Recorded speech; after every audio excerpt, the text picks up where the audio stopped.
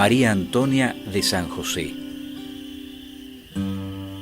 caminante y misionera.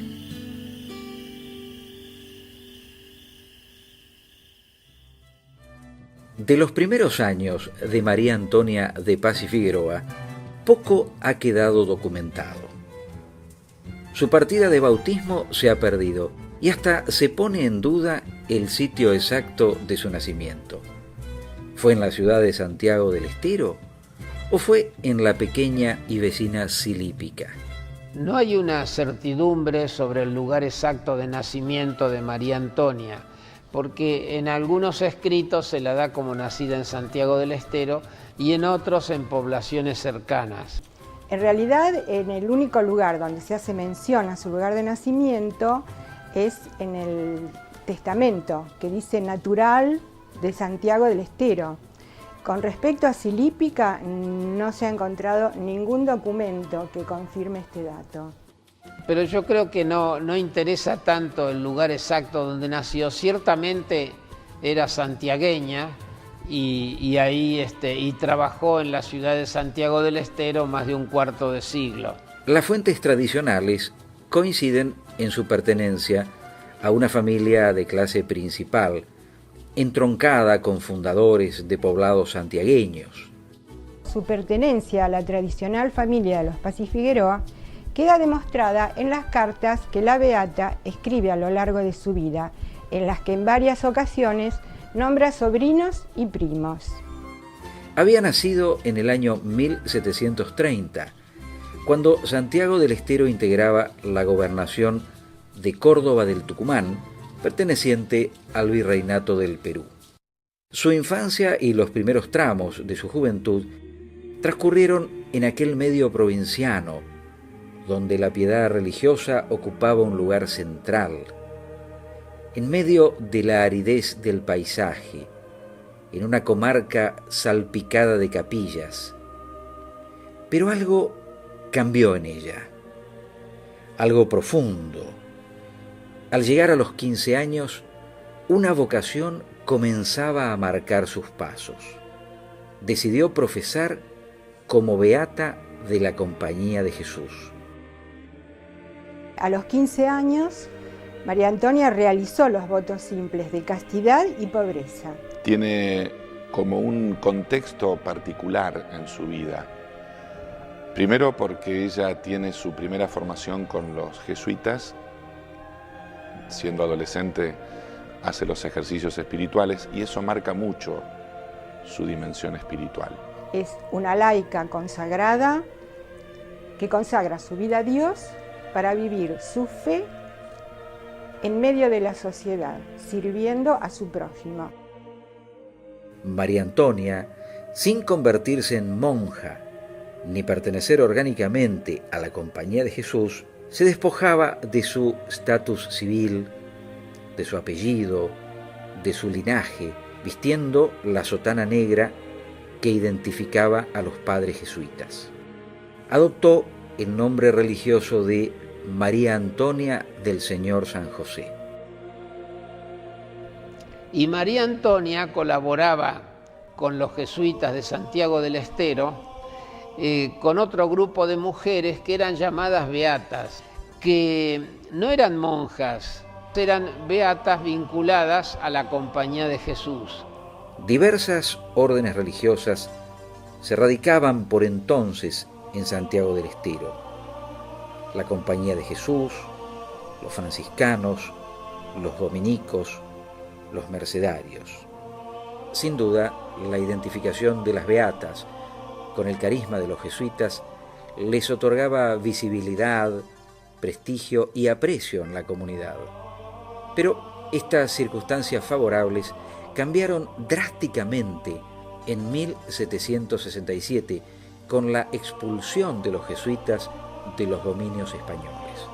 Sabemos que a finales del siglo XVIII la Compañía de Jesús es expulsada de América y luego suprimida como orden. Y es allí donde la figura de María Antonia de Paz y Figueroa tiene realmente una dimensión trascendente, porque continúa ella la obra de los ejercicios espirituales. Y María Antonia sintió la inspiración de continuar la obra de ellos, por iniciativa propia, es lo notable, ¿no? Y dijo, bueno, voy a empezar a dar ejercicios como pueda. Ella conocía bien los ejercicios porque había entrado a ese grupo de beatas teniendo 15 años y cuando son expulsados los jesuitas tenían 37, o sea, más de 25 años, conocía la tela, sabía de qué se trataba. María Antonia comenzó a reorganizar los ejercicios espirituales en Santiago del Estero y en pequeños poblados de la comarca como Silípica o Salavina. Contó para ello con la ayuda del padre mercedario Joaquín Nis y luego con fray Diego Todo. Buscó un galpón, ahí se juntaban y con ese entusiasmo empezó a dar otros retiros más. El primer grupo de ejercicios, a mí me sorprendió eso, salió al campo y fue invitando a indios y a gauchos que encontraba. Algunas palabras ella había aprendido de quechua, entonces, ¿y qué les decía? Y vengan a oír hablar de las cosas de Dios, más simple imposible. María Antonia siempre me impresionó con el compromiso con que asumió la obra, ¿no?, de la Compañía de Jesús, y que ella como mujer supo también ver la necesidad de sus hermanos, la necesidad, como ella decía, esa ausencia como la orfandad que dejaron los padres jesuitas. En Silípica, a unos 40 kilómetros de Santiago del Estero, cada 25 de mayo se la recuerda con una celebración en un modesto templete donde se congregan los lugareños.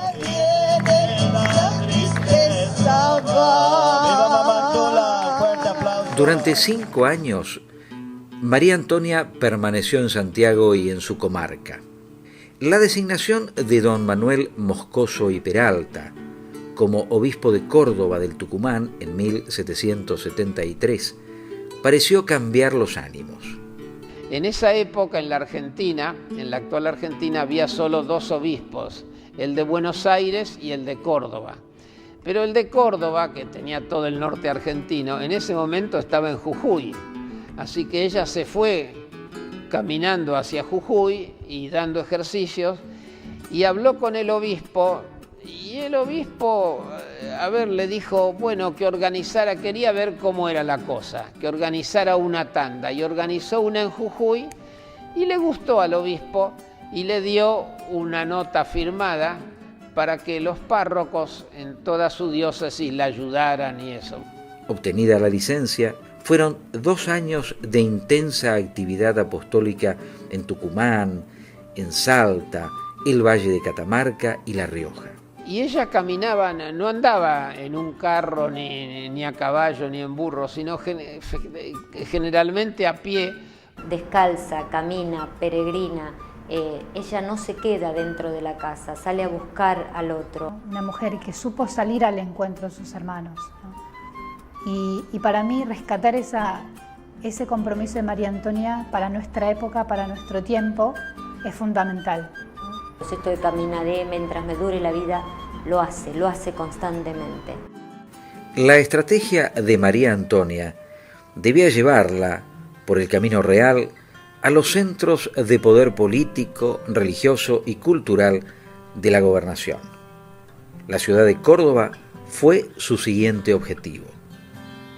Ella misma escribió: «No quisiera coartar mi voluntad de estar sujeta solo a la provincia del Tucumán, sino que quisiera andar hasta donde Dios no fuese conocido para hacerlo conocer». María Antonia llega en el año 1777 con posterioridad a que Carlos III expulsa a los jesuitas. Entonces es muy particular la llegada de la beata, llamada Beata de los Ejercicios, a Córdoba, porque se encuentra con una Córdoba desolada. La ausencia de los padres jesuitas que habían sido desterrados se notaba y la comunidad los extrañaba. Ya la ciudad de Córdoba, en el siglo XVII, había tomado importancia, puesto que aparte de ser sede de obispado, además era sede de la universidad, la primera universidad de nuestro país. Y además tenía un repertorio arquitectónico importantísimo, con su catedral, que si bien fue terminada en el siglo XVIII, ya había sido comenzada con magnificencia en sus proporciones, y además la famosa iglesia de la Compañía de Jesús. Aquellos vínculos cordobeses la acompañarán en los años posteriores. Las monjas Teresas, Margarita Melgarejo, incorporada al beaterio en su viudez y sucesora de la beata al frente de la Santa Casa años más tarde. Don Ambrosio Funes, su amanuense y confidente en tantísimas cartas. También, en Córdoba, se le facilitó la comunicación con los jesuitas instalados en Roma, principalmente el santiagueño Gaspar Juárez, otro destinatario clave de su correspondencia, y a través de ellos con jesuitas residentes en Rusia, donde la compañía no había sido suprimida. Seguía su vínculo con los jesuitas que habían sido desterrados y se comunicaba a través de la correspondencia para poder haciendo su obra misionera y los ejercicios espirituales.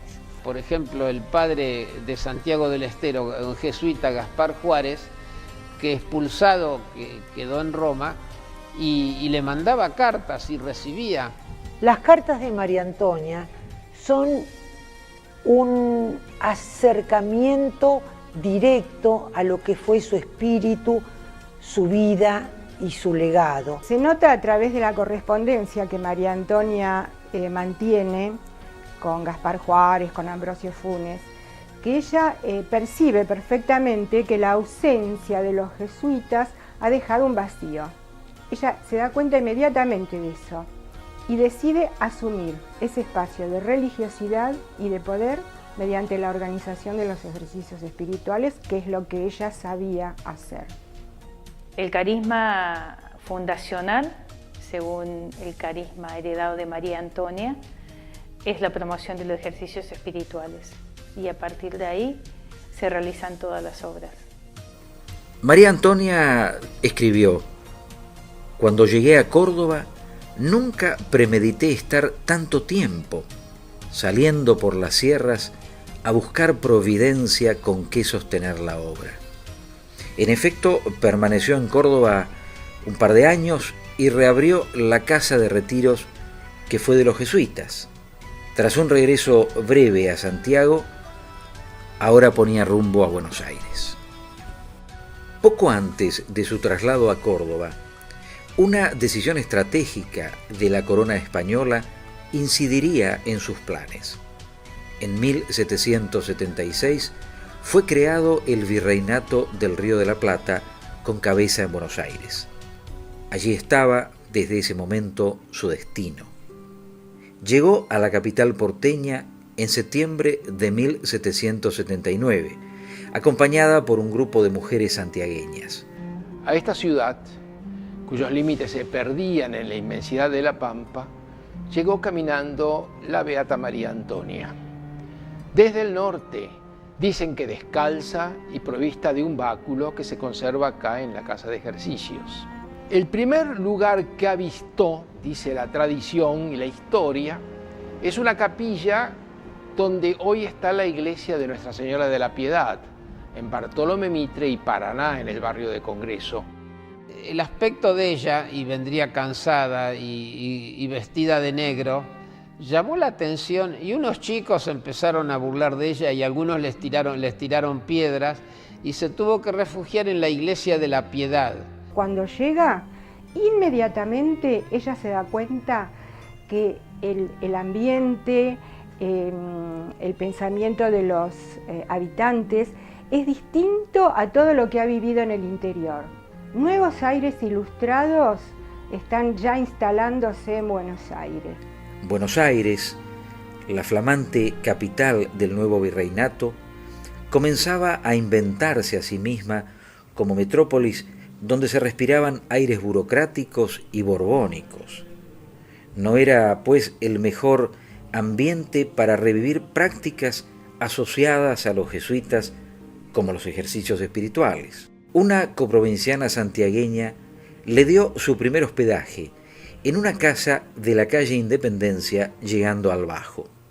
Las dos casas que había mantenido la compañía en Buenos Aires hasta su expulsión tenían ahora nuevos usos, menos místicos. En una funcionaba la casa cuna y en la otra una casa de mujeres en custodia judicial. En este clima, comprensiblemente, el virrey Bertis recelaba de las intenciones de la beata y rechazó inicialmente su pedido para la prédica de los ejercicios. Pero María Antonia encontró un inesperado aliado de sus planes en el nuevo obispo de Buenos Aires, el franciscano fray Sebastián Malvar y Pinto. Si bien, por razones de prudencia, al comienzo no concedió su licencia, pasado casi un año cambió de parecer. Para comprender por qué no le querían dar el permiso el virrey, si Carlos III los había expulsado, y no solo los expulsó, sino que se usaba una palabra rara, que era el extrañamiento, que quería decir esto: salían como delincuentes, perdían la propiedad de sus bienes y si alguno volvía podía ser enjuiciado. En un primer momento le cuesta, es rechazada por el virrey, el obispo la tiene en observación durante 9 meses, los vecinos no se muestran muy dispuestos a aceptarla, pero esto dura menos de un año. Al cabo del año, cuando ella demuestra qué es lo que realmente se ha propuesto, comienzan a apoyar su obra. Al comienzo, los ejercicios se realizaban en casas alquiladas, en jurisdicción de las parroquias de San Miguel y de San Telmo. Lo primero de los ejercicios es la disposición interior para encontrarse con la persona del Señor. Y ese encuentro con la persona del Señor, sin duda, que marca en lo más hondo del alma la dimensión apostólica. Consisten concretamente en un retiro que puede durar un mes, una semana o menos, según lo que necesita la persona o las personas que los hacen. Y en ese retiro, por un lado, se medita sobre los valores fundamentales, el sentido de la vida, pero sobre todo se contemplan los misterios de la vida de Jesús y de la Virgen María. El fin de los ejercicios es conocer al Señor internamente para más amarlo y seguirlo. Hacia 1783, cerca de 25.000 personas habían participado en los ejercicios, una cifra incluso superior a la del periodo previo a la expulsión de la compañía. Conservamos un interesante relato de uno de los jesuitas expulsados, de cómo él dice: yo fui de los expulsados, y estando en Roma escribió el relato de cómo se estaban dando hasta el momento de la expulsión. Y yo noté al leer eso algunos cambios que introdujo, pequeños pero importantes, que introdujo María Antonia al dar los ejercicios. Los jesuitas no se preocupan por las almas, sino por el ánima, es decir, el cuerpo y el alma.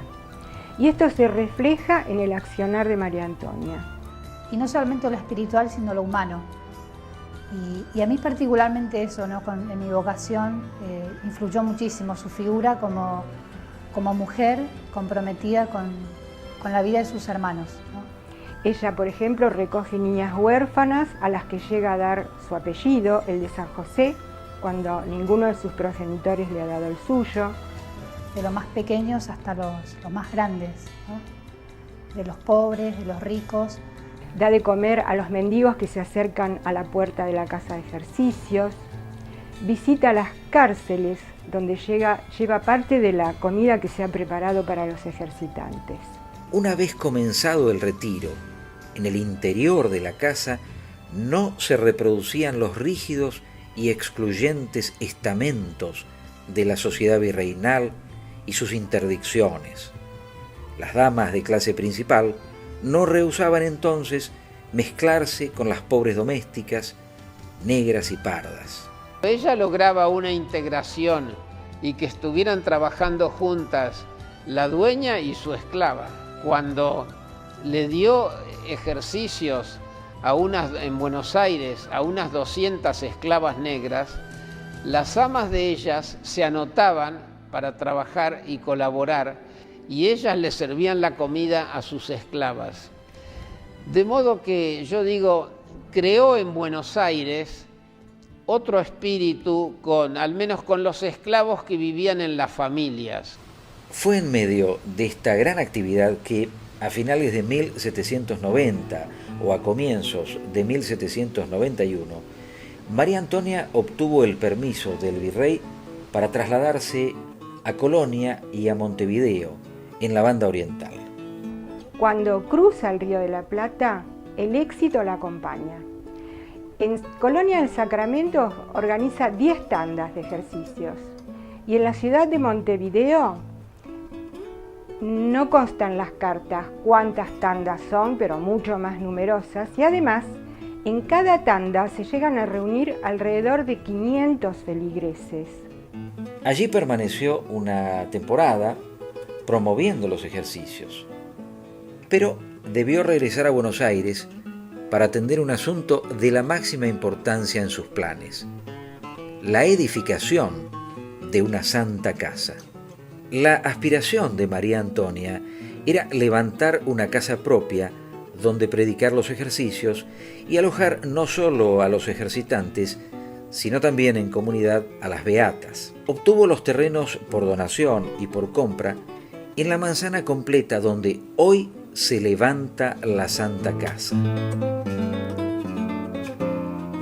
El plano presentado ante el Cabildo comprendía una cantidad de locales y de patios: vivienda para el capellán, portería, capilla interior, 24 celdas altas y bajas, refectorio, cocinas, cuarto de amasar, celdas para las beatas, enfermería, coro, una iglesia, hornos.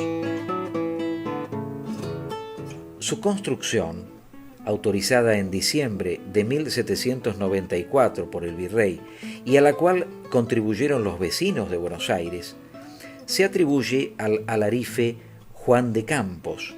Estoy segurísima que este es el único edificio auténticamente colonial que, con excepción de las iglesias, se conserva en Buenos Aires cumpliendo la misma finalidad que cuando fue fundado, es decir, recibiendo a aquellas personas que deseen hacer ejercicios espirituales. La casa es un exponente de la arquitectura colonial porteña de fines del siglo XVIII. Lo que permanece, y esa es la importancia de este edificio, es que mantiene el uso para el cual fue construido.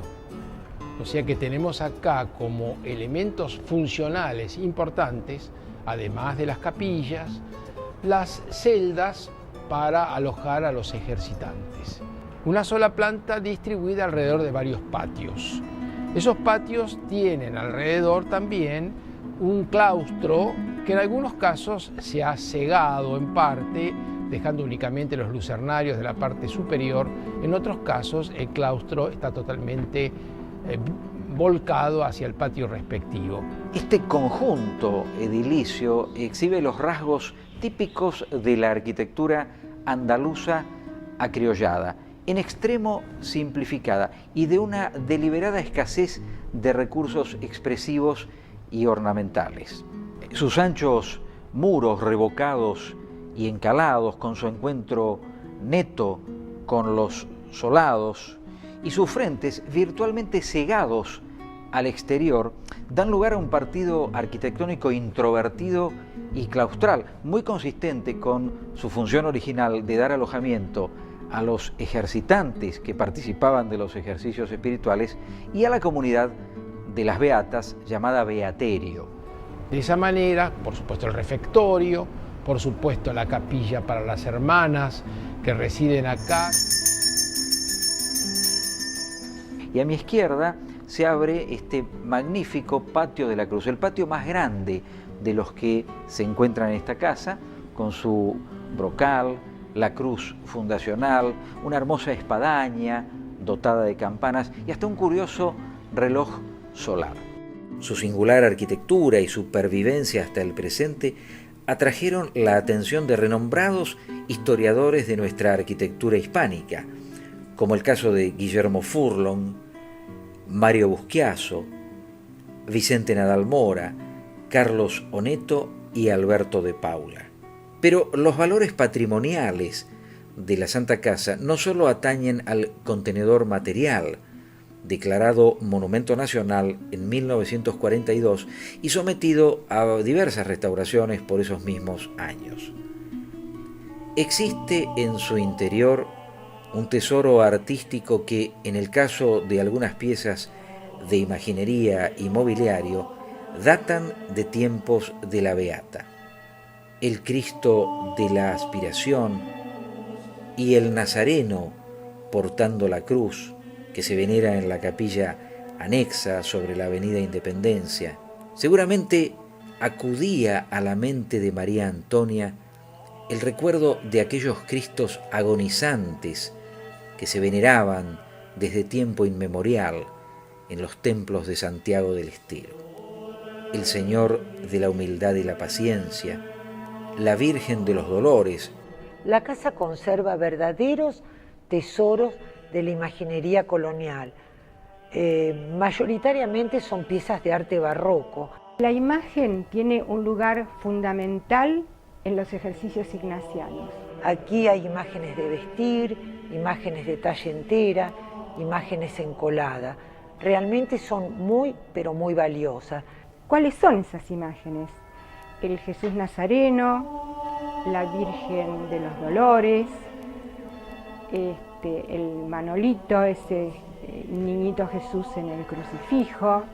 En la Santa Casa se guardan reliquias y pertenencias de María Antonia, como esta imagen del Manuelito, que es del año 1700, que ella lo manda a hacer para la veneración del pueblo, del público y sobre todo de los ejercitantes al finalizar los ejercicios espirituales.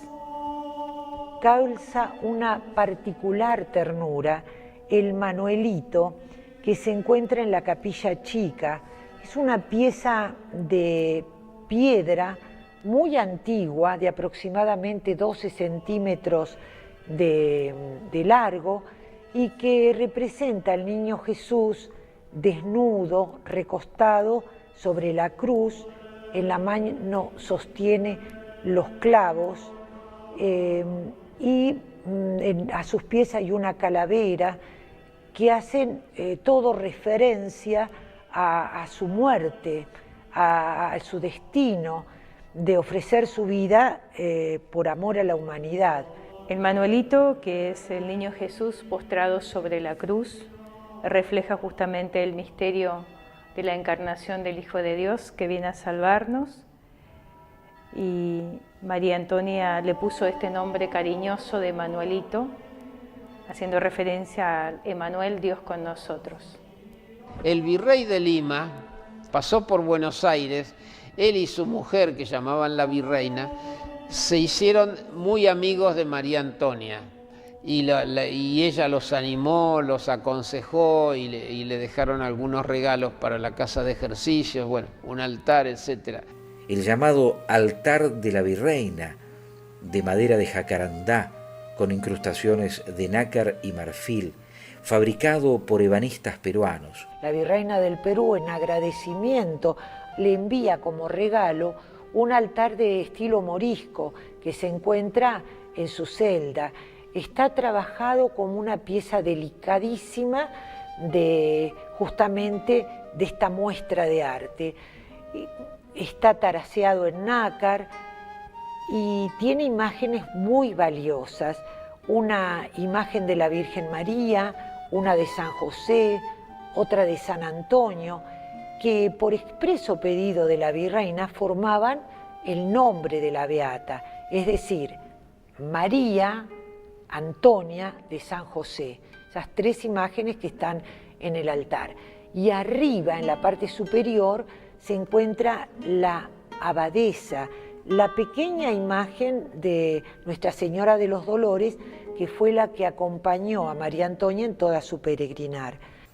También se custodia en la Santa Casa el relicario de la Beata, su célebre manuelito que solía llevar al cuello, la cruz que la acompañó como emblema misionero y como bastón en sus largas caminatas, el leño de ñandubay que le fue colocado a modo de almohada al ser enterrada, algunos de sus muebles personales y reliquias auténticas de su cuerpo.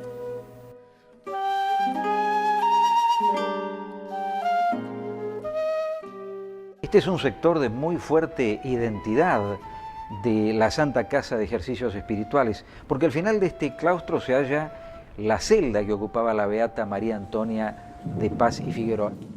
María Antonia no llegó a ver concluida la totalidad de la Santa Casa. Tampoco concretó su anhelo misionero de pasar a España. Murió el 7 de marzo de 1799 en la celda número 8 de la Santa Casa. Al fin descansaba de sus muchas fatigas. Ella había escrito: me parece que cada noche ya me muero. La cordobesa Margarita Melgarejo de Moreno Dávila la sucedió en el gobierno de la casa por expresa disposición. Mantenía, de este modo, la práctica jesuita de poner a cargo de una beata la administración de las casas de ejercicios. Ella confió en la idoneidad de las mujeres para tareas de organización, aun cuando las mujeres no eran todavía sujetos sociales activos en nuestro país. Su entierro se cumplió, según su voluntad, en el silencio de la noche. 4 peones negros de la fábrica de la Santa Casa llevaron su cadáver a la Iglesia de la Piedad, aquel primer templo porteño que le dio refugio 20 años atrás. Se dispusieron entonces unos funerales solemnes 4 meses después en la iglesia de Santo Domingo. Sobre el túmulo se colocó el retrato pintado por Salas el madrileño, el mismo que se conserva todavía en la Santa Casa. Había muerto María Antonia de San José, pero su ejemplo y su memoria no habían muerto. Comenzaba el ciclo de su legado. La Santa Casa de Buenos Aires siguió funcionando bajo la dirección de las sucesoras de la Beata. Una cláusula testamentaria establecía que el gobierno económico lo ejerciera una mujer. Allí permaneció el beaterio y allí siguieron realizándose los ejercicios espirituales que en algún momento de la gran aldea comenzaron a anunciarse mediante avisos en los periódicos católicos. Un legado de la Beata Antonia es la devoción a San Cayetano. En efecto, ella lo tenía como patrono providencial de su empresa. La primera imagen del santo que se veneró en Buenos Aires la trajo María Antonia y se instaló en la Santa Casa hacia 1795. La devoción a San Cayetano la trajo ella. Tenía un cuadro de San Cayetano en la casa de ejercicios y lo llamaba el abogado de la providencia. Cuando faltaba comida y eso, decía ya, San Cayetano se va a encargar. Muchos años más tarde, se levantó una capilla en el barrio porteño de Liniers, en terrenos donados a las hijas espirituales de la Beata. Y después que ella murió, sus hijas espirituales construyeron en Liniers el colegio y la capilla, que ahora es la parroquia de San Cayetano, que es el famoso santuario de San Cayetano. En 1911, esa capilla se convirtió en el actual santuario. Fue María Antonia quien, desafiando el escrúpulo antijesuita en Buenos Aires, volvió a celebrar la fiesta de San Ignacio en forma solemne. En 1878, el arzobispo Aneiros ofreció a las beatas una nueva figura canónica, pasando a un régimen de vida común con votos y con hábitos. En noviembre de 1895, las religiosas tomaron el nombre de Sociedad Hijas del Divino Salvador.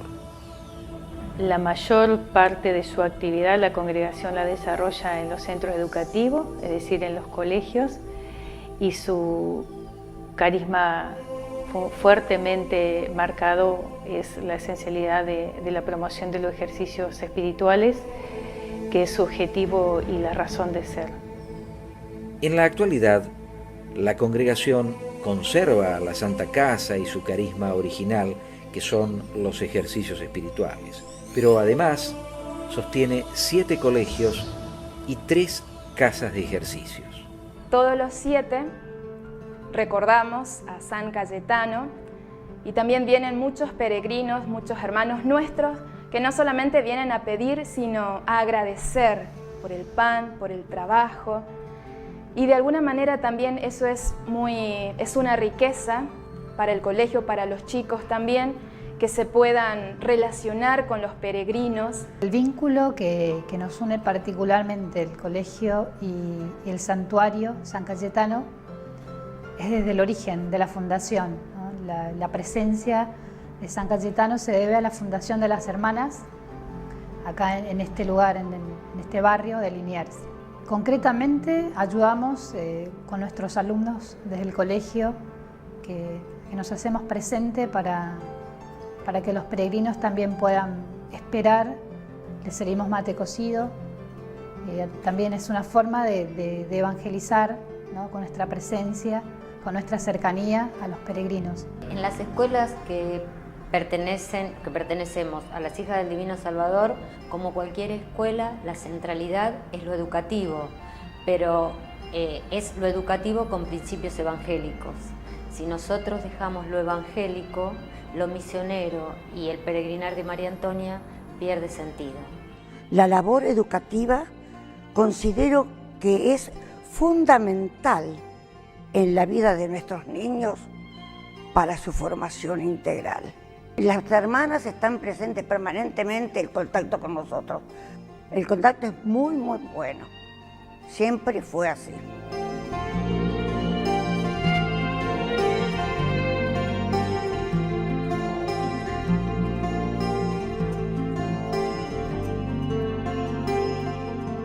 Pese a que la fama de santidad de María Antonia era tradición común y aceptada ya desde su muerte, la introducción de la causa para su beatificación y canonización en Roma se inició a comienzos del siglo XX.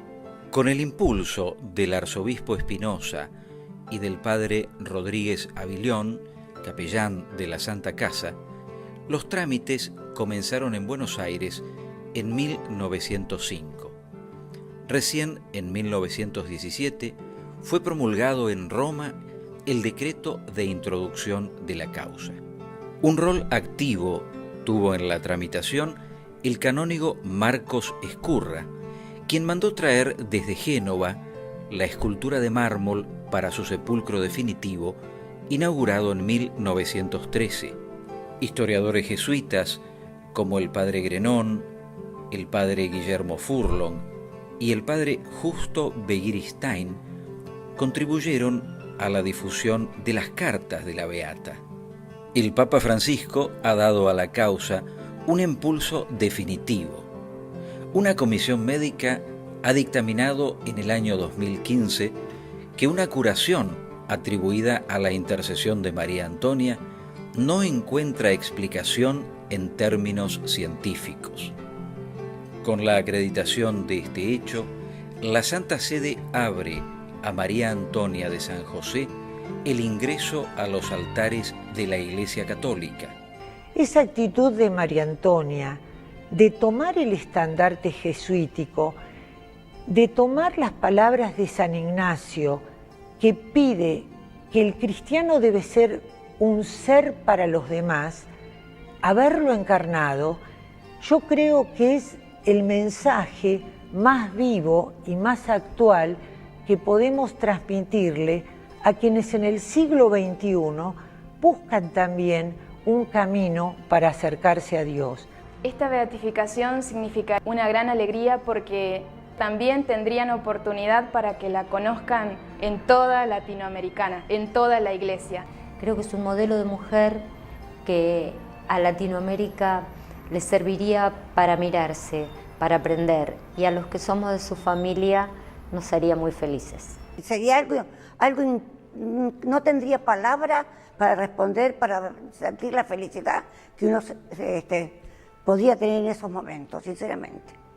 Más particularmente, María Antonia nos moviliza siempre, su figura, su compromiso de mujer cristiana. Ella personalmente trataba de convencer a los feligreses.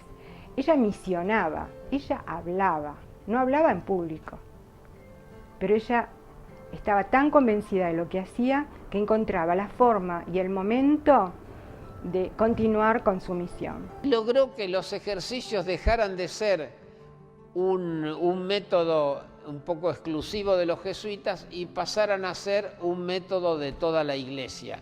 En ese sentido fue más allá de los jesuitas. Creemos que los ejercicios en estos 400 años han hecho un bien enorme a millones de personas y lo siguen haciendo hoy, porque encontrarse con el Señor, escuchar su palabra, escuchar su llamado y largarse al mundo a anunciar el Evangelio, eso es la síntesis de la vida cristiana. La figura de María Antonia es un ejemplo no solamente para el pueblo argentino, no solamente para quienes seguimos su herencia espiritual, sino para toda América Latina y para el mundo. Su figura, caminante, misionera y solidaria, arraigada en la fe y en el corazón